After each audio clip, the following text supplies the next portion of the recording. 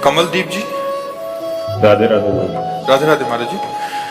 महाराज जी, मनुष्य अंदर से इतना बेचैन क्यों रहता है? सब कुछ होते हुए भी अशांत क्यों है? इसका क्योंकि वो आनंद का अंश है, उसे आनंद चाहिए। और इस दुखालयम अशाश्वतम, दुख प्रदान करने वाले नाशवान संसार में आनंद कहीं है नहीं। वो खोजता है प्रतिकूल शरीरों में, जैसे पुरुष शरीर तो स्त्री शरीर में, स्त्री शरीर तो पुरुष शरीर में, वस्तुओं में, धन में, मकान में, पद में, प्रतिष्ठा में।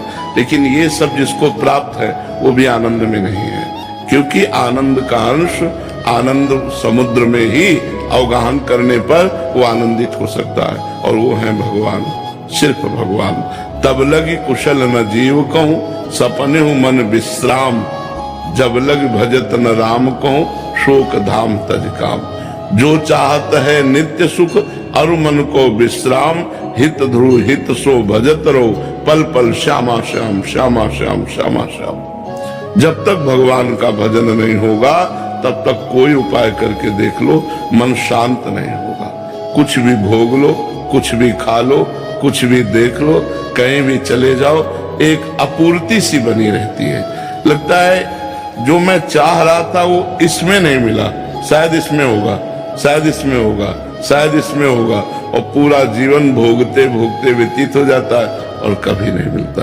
और देखो गोस्वामी जी कह रहे हैं, तुलसीदास जी महाराज, जाकी कृपा लवलेस ते, मतिमंद तुलसी दास हो, पायो परम विश्राम, राम समान प्रभु नाही।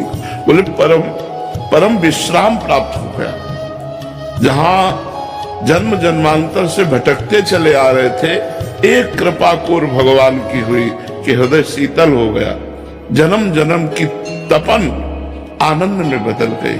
अब कुछ नहीं चाहिए।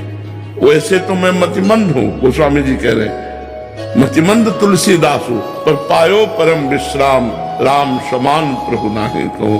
भगवान के समान जो विश्राम हृदय में प्राप्त होता है वो कहीं संपत्ति में, किसी वस्तु में या किसी पद में नहीं मिल सकता। पर हमारा मन संसार में तो सहज में जुड़ जाता है, लेकिन भगवान में नहीं जुड़ता, क्योंकि भगवान दिखाई नहीं देते। प्रगट में अगर अपने लोगों को ऐसे दिखाई नहीं जैसे जगत दिखाई देता है तो फट से प्यार हो जाए, क्योंकि वे इतनी प्रेम मूर्ति है, इतने सुखमय है, पर वो दिखाई देते नहीं। तो इसीलिए हम जो दिखाई देता है उसमें आनंद खोजते हैं, पर जो दिखाई देता है उसमें आनंद है नहीं, और जो नहीं दिखाई दे रहा वो आनंद सिंधु है।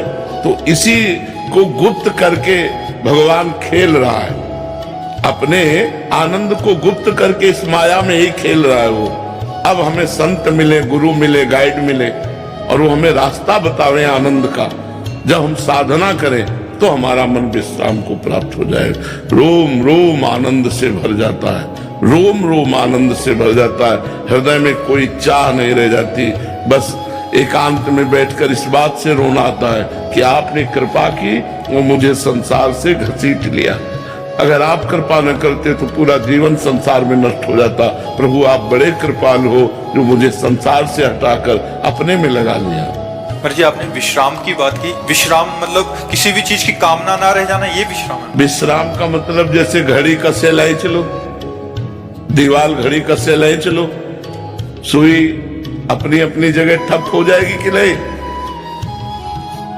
एकदम नहीं हिलेगी।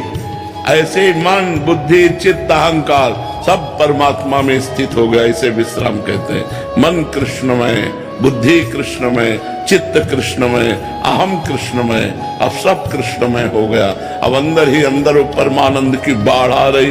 बाहर से वो दिखाई देता है पुरुष स्वरूप, लेकिन वो परमात्मा स्वरूप हो चुका है। उसका सब कुछ परमात्मा में हो गया। कान भय प्राण में, प्राण भय कान में, ही में न जान पड़े कान है कि प्राण है। श्री कृष्णाकार वृत्ति हो जाती, रामाकार वृत्ति हो जाती, उसे विश्राम कहते हैं।